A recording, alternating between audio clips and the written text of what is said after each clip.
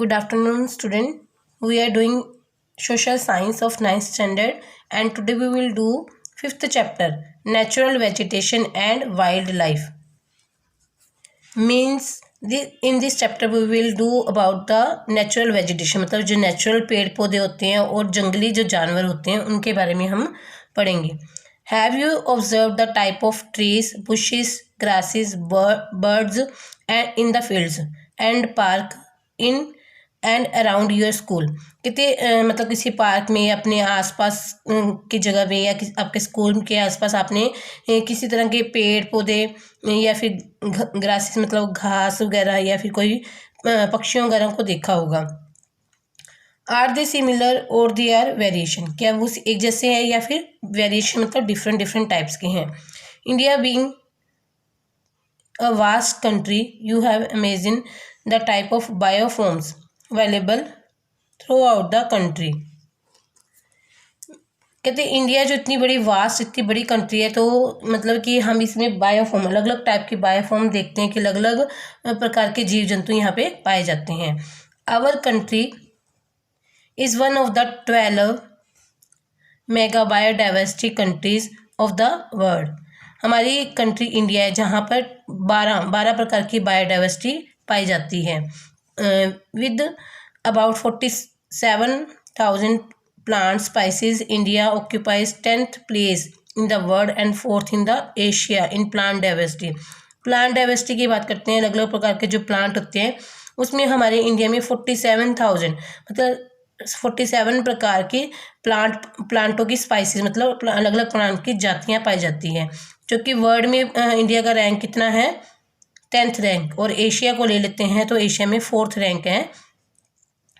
There are about 15,000 flowering plant in the India. कहते इन India में 15,000 प्रकार के फ्लावरिंग प्लांट है, which account of 46% in the world's total number of flowering plant. मतलब कि जितने की वर्ल्ड में जितने फ्लावरिंग प्लांट है उसमें 6% जो है हमारे इंडिया में ही पाए जाते हैं. The country has many known flowering plants such as fern, algae and fungi also. कहते जो नॉन फ्लावरिंग प्लांट है वो भी हमारी कंट्री में जैसे कि फर्न और एलगी और फंजाई के रूप में पाए जाते हैं. India also has approximately 90,000 species of animal as well as rich variety of fish in its fresh and marine water. कहते 90,000 प्रकार के एनिमल्स इंडिया में पाए जाते हैं और साथ ही साथ फिश जो कि फ्रेश वाटर और मेराइन वाटर में पाई जाती है. Natural vegetation refer to a plant community which has grown naturally without human aid and has been left undisturbed by the human for a long time. कहते हैं natural vegetation वो vegetation होते हैं, वो पेड़ पौधे होते हैं जिसमें जो कि बिना ह्यूमन एड मतलब बिना ह्यूमंस की सहायता के बिना मनुष्य की सहायता के उगते हैं और काफ़ी लंबे समय तक उसमें ह्यूमंस की कोई दखलंदाजी नहीं होती. This is termed as a virgin vegetation, इसे हम क्या बोलते हैं वर्जिन वेजिटेशन बोलते हैं.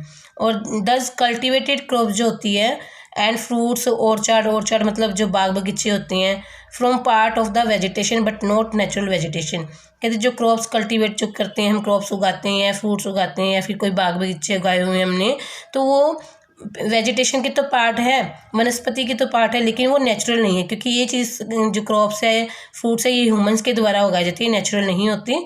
सो now see the term flora. Now we will do the meaning of flora and fauna. Flora, the term flora is used to denote plants of a particular region or period.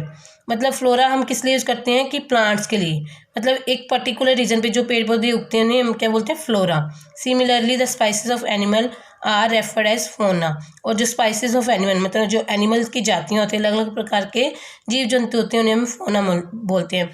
Flora means पेड़ पौधे, सारी तरह की वनस्पति इसमें आ जाएगी. फोना means सभी तरह के जानवर. This huge diversity in flora and fauna kingdom is due to the following factor. अभी ऊपर हमने पढ़ा था कि कितने कितने प्रकार के जीव जंतु और कितने प्रकार के पेड़ पौधे हमारे इंडिया में पाए जाते हैं. तो ये सारी जो डाइवर्सिटी है इनके अलग अलग फैक्टर्स हैं, उन फैक्टर्स पे डिपेंड हैं. तो वो फैक्टर हम आगे कर रहे हैं.